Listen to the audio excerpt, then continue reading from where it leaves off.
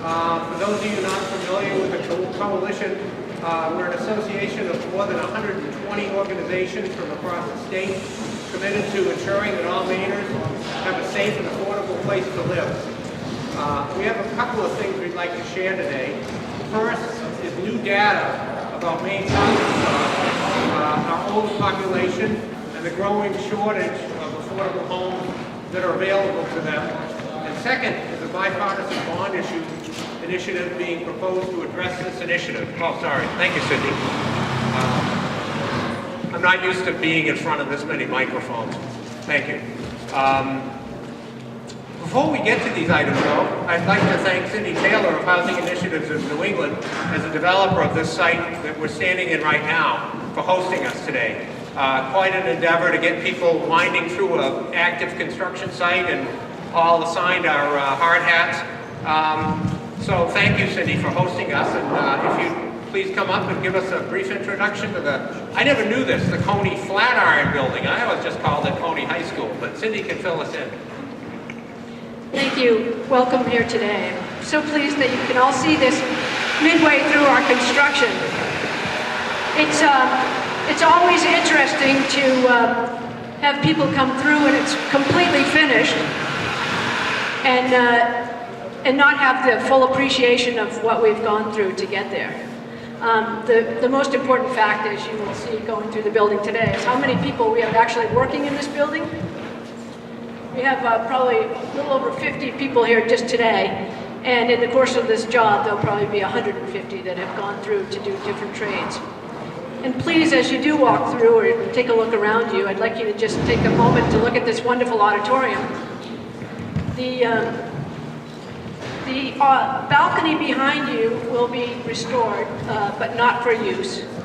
But we have opened up the arch-topped windows behind, and you can just get a sense today of the natural light, but when it's completed and the plywood is taken off and the cold weather is protected on the outside from the interior, this space will be gloriously lit with some natural light. Some of the things that we found during construction was we never knew that this skylight, which is actually an interior lantern, it was never open to the sky, but we did find it and we are going to restore it as part of our renovations here. So the use of this space will be for our residents. It's community space. It will be set up like a cabaret theater, and we're hoping that we have some thespians and people who would like to use this stage as part of our senior living experience here. I'm calling this sort of our active seniors because downstairs you'll see we have a yoga room. We have some, we'll have a ping pong table, and then we'll have some wonderful areas for doing puzzles, seating area at the main lobby that you came in through, and then the wonderful, wonderful corridors will be restored, just as if it was the original schoolhouse. And unfortunately, or fortunately, when you look behind you, a lot of the beautiful dark stain trim has been taken off to be restored here, and will be reinstalled between now and the end of May, when we are hoping to occupy. So we want to restrict where you go in the building today only for safety, but if somebody would like me to take them and show them an apartment after you have had after we've had this press release, please feel free to contact me and just come up to me and I'll see that we can take you into a few spaces. I think the one thing that I want to do here today is thank Ledgewood, our contractor, for letting us do this midway through their construction process. They are on an incredibly tight timetable to complete this building. Just looking around today, you can appreciate it. They're going to turn this building over to us at the end of May. And they were kind enough to let us all come in here. They've made easy access for you, cleaned our path, and made it safe for the day. I'm looking for Pete Pelletier to see if he's in the audience. He's hiding back there. Pete is the president of Ledgewood Construction and has been a joy to work with. I've worked with Pete over the last 30 years on different projects. Pete was also involved with a different contractor on the Inn at City Hall. So he's a natural in Augusta, and he's done some wonderful work here. I would say that I don't see too many other people that I want to introduce other than Bill Walker, my associate, and my vice president is here, and he is responsible for overseeing this project, and I thank him for all the hard work that he has done. And I am going to turn this program back over to Mr. Wu. Thanks, Cindy. And I think we should recognize what Cindy's done for historic preservation in Maine. She did a wonderful job at the Inn at City Hall, in Augusta, the Bessie School, and now she's working on Cony. So I think we should recognize that. Last summer, because so many of our members across the state were getting overwhelmed by the unmet housing needs of Maine's growing older population, we asked Abt Associates to research the latest data available on Maine seniors and our housing stock and affordability trends. Here to provide a brief overview of their research findings is Megan Henry from Abt Associates. Megan? Thank you. Hi, I am Megan Henry. I'm here on behalf of Abt Associates, which is a research and consulting company that, among other things, does a lot of work in the area of housing and homelessness.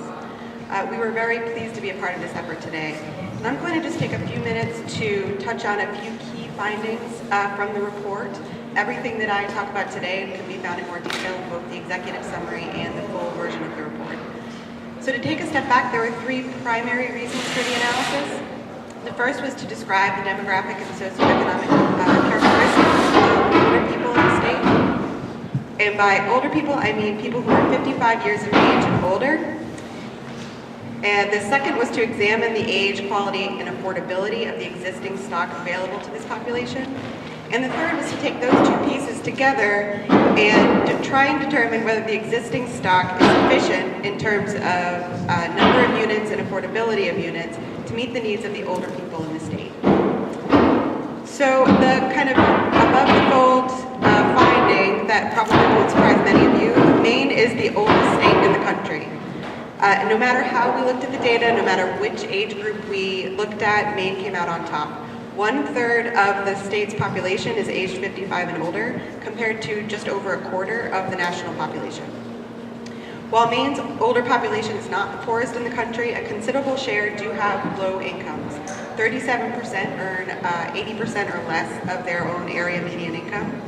And this 37% is really the focus of the report. Not surprisingly, the characteristics of this group were much different than the characteristics of the group of folks who are not low income in the state. For example, disability status. Roughly 38% of low income older people have at least one disability, compared to 20% of older people who are not low income in Maine. As income declines, the rate of disability does increase. So for the extremely low income older Mainers, the poorest of the population in the state, the disability rate jumps to 50%. A sizable share of the older population in the state was living in unaffordable housing conditions. Unaffordable housing means that their housing costs consume too high a share of their income. This affects their ability to pay for other basic necessities. Renters were more often living in unaffordable housing situations than owners. About 52% of renters and 33% of owners were living in unaffordable housing. For the low-income group, these rates are much higher. 77% of low-income older renters in the state were were living in unaffordable housing, compared to 86% of low-income owners with mortgages. Now, low-income owners with mortgages, they make up a relatively small share of the population, but the poorest of that group, nearly all of them pay way too much for housing. 9 in 10 of them pay more than half of their monthly income on their monthly mortgage payments. In terms of housing stock, the key finding here was that Maine has the 8th oldest stock in the country, with nearly 1/3 of units built before 1950. Comparatively, only 19% of units across the country were built before 1950. Renter-occupied units were older than owner-occupied units in general. 4 in 10 renter-occupied units were built before 1950, compared to 3 in 10 owner-occupied units.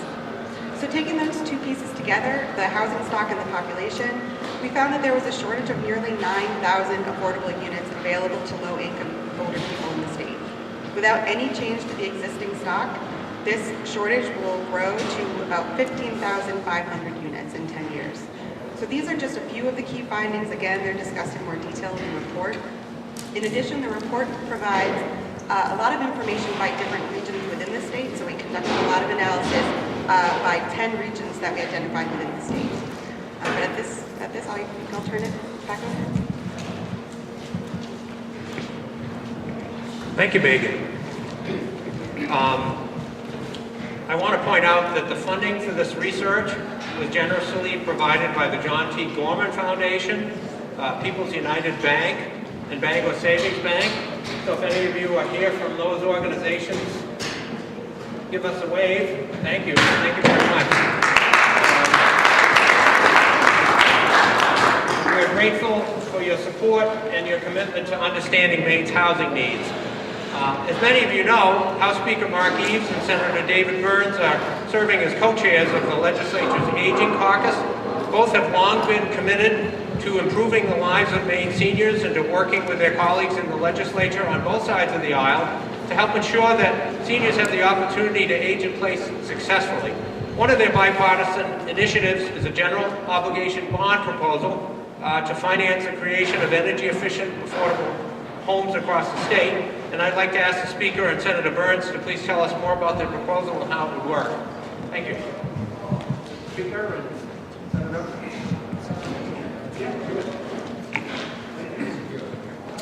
Well, great. Well, first of all, thank all of you for being here today. I want to thank Abt Associates for the research and the numbers they just provided. I want to thank the Maine Housing Coalition, Affordable Housing Coalition, and the Associated General Contractors, and the other 80 to 100 other partners that have signed on to this project to say this is what we need now for our state, not only to meet the needs for our seniors, but to do something really significant for our economy.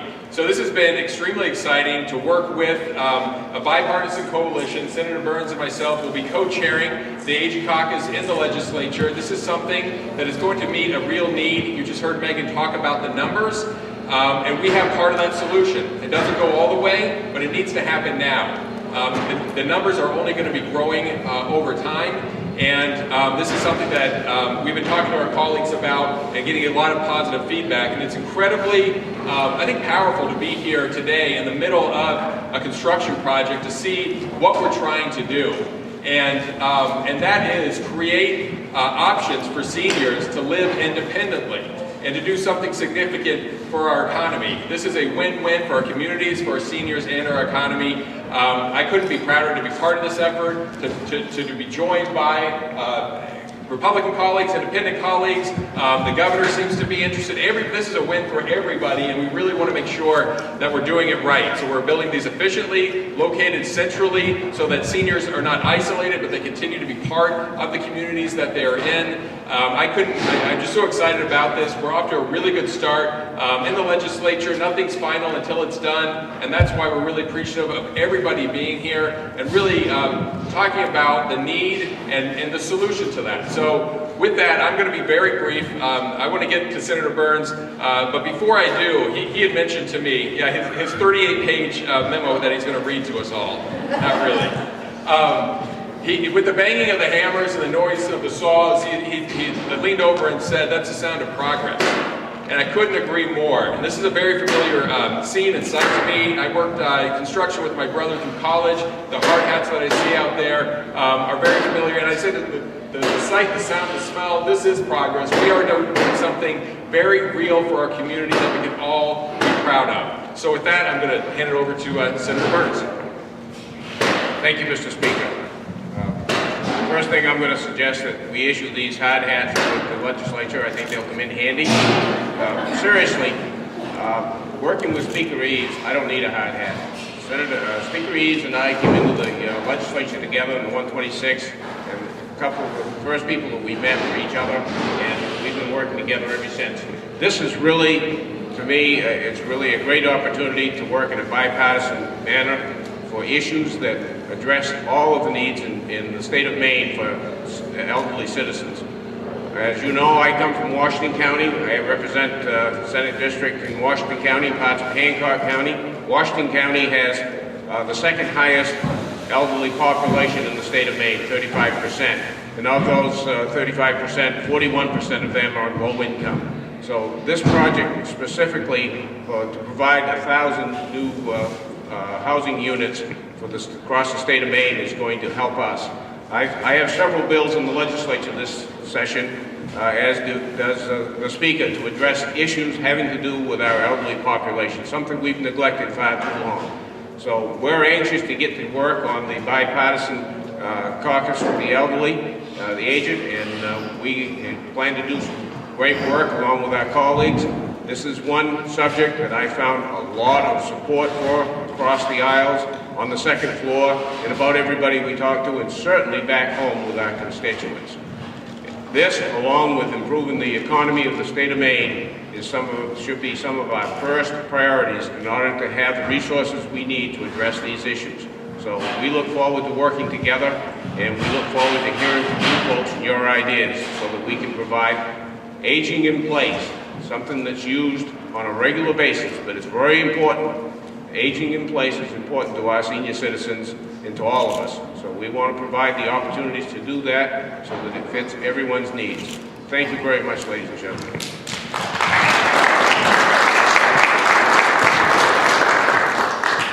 Thank you, Senator Burns and Mr. Speaker.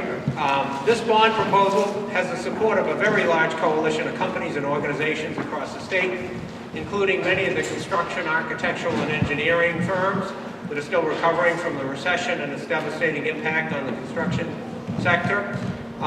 Here to help us understand why this proposal is so important to Maine's economy and the contracting community in particular is the president of the Associated General Contractors of Maine, Tim Willett. So Tim, you want to come up?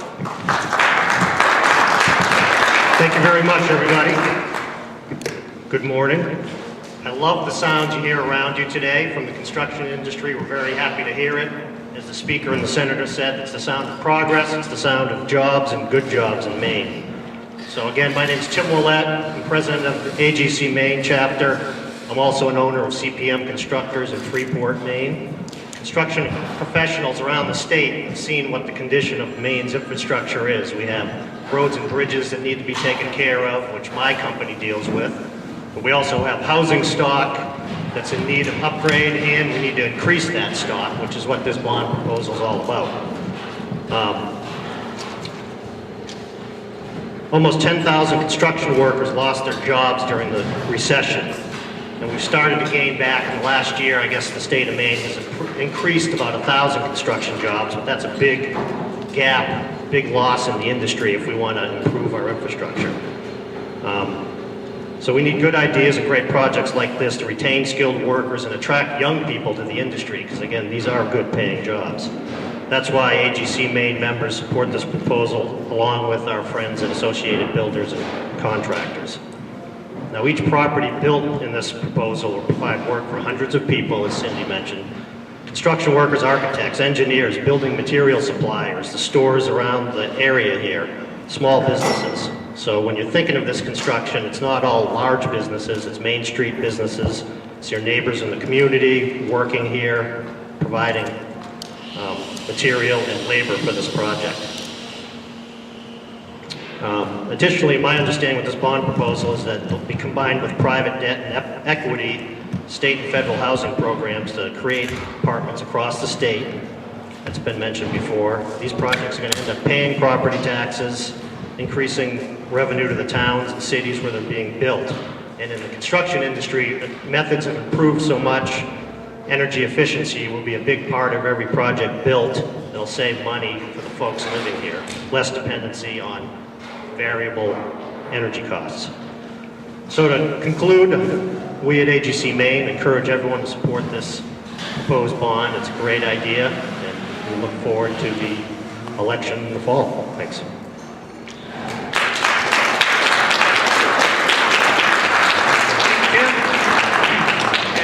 And now, last but not least, I'm especially pleased to ask Helen Oliver, who is I'm sorry, we have a substitute, I'm sorry. Mrs. Dorothy Mead from the Inn down the street, Inn at City Hall here in Augusta, to share a few words with us. Sorry about that. I just want to say a few words. Dorothy moved into one of our first complexes, Kennebec Plaza, how many years ago? 18 years ago, and she is now with us at the Inn of City Hall. So here in Augusta, we are providing different levels of senior housing, and we are very happy that we can continue to serve people like Dorothy. Thank you. Good morning. I'm Dorothy Mead, and I am so blessed to be living at the Inn at City Hall in Augusta, Maine. It is an awesome, awesome place to live. We have a wonderful staff, wonderful management, very kind, very courteous, very compassionate. Anything you need help with, they're willing to help you. We get 2 meals a day. We get our lunch and our supper. We're on our own for breakfast. And we have activities, class, games, and also we have exercising. So there's always something to do. And we have so much, and we really need more at the City Hall. And everybody is so blessed, and I'm so blessed to be there myself. Thank you. Thank you, Dorothy. It's great to have friends that we are serving. So I want you to know that we all have a passion to live and have fun together. Thank you so much. Thank you, Mrs. Mead. Quite an effort to get up here. We had a long route to get here, so we really appreciate your coming to speak. That wraps up our remarks. If members of the press have any questions for folks that have spoken here today, we'd be happy to answer them. And if people want to come up, I don't know if there are any questions from the press or the audience. We can try and answer them. Well, I guess no questions, so thank you very much. We really appreciate you coming.